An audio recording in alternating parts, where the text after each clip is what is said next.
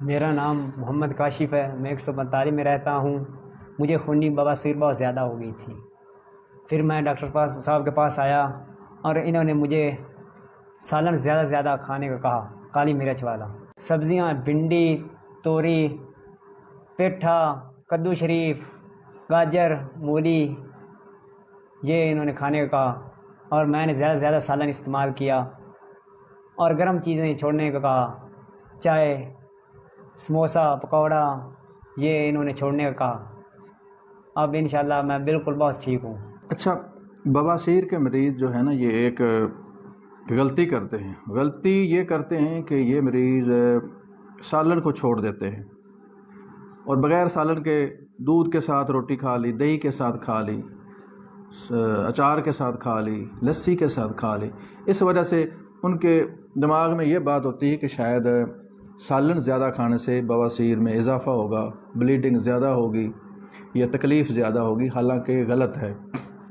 سالن کا استعمال ترک نہیں کرنا چاہیے، بلکہ سالن کا استعمال لازمی کرنا چاہیے۔ ہاں، البتہ سالن کے اندر وہ چیزیں استعمال کرنی چاہیے جو اس کی طبیعت کو ضرورت ہے۔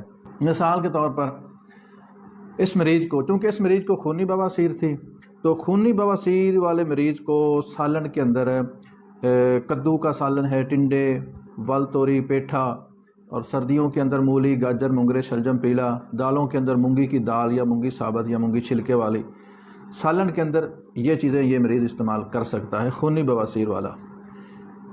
البتہ جو سرخ مرچ ہے، اس کا استعمال اس مریض کو بند کر دینا چاہیے۔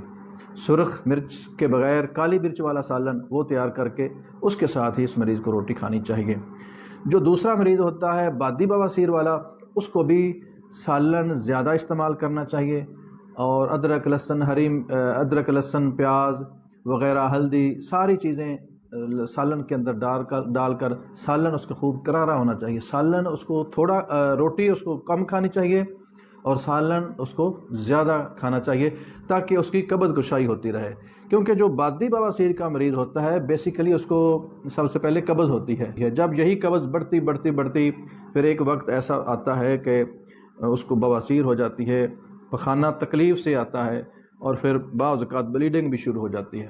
تو اس لیے سالن کو ترک نہیں کرنا چاہیے، سالن کو ہر حال میں کھانا چاہیے۔ بغیر سالن کے روٹی بواسیر کے مریض کو نہیں کھانی چاہیے۔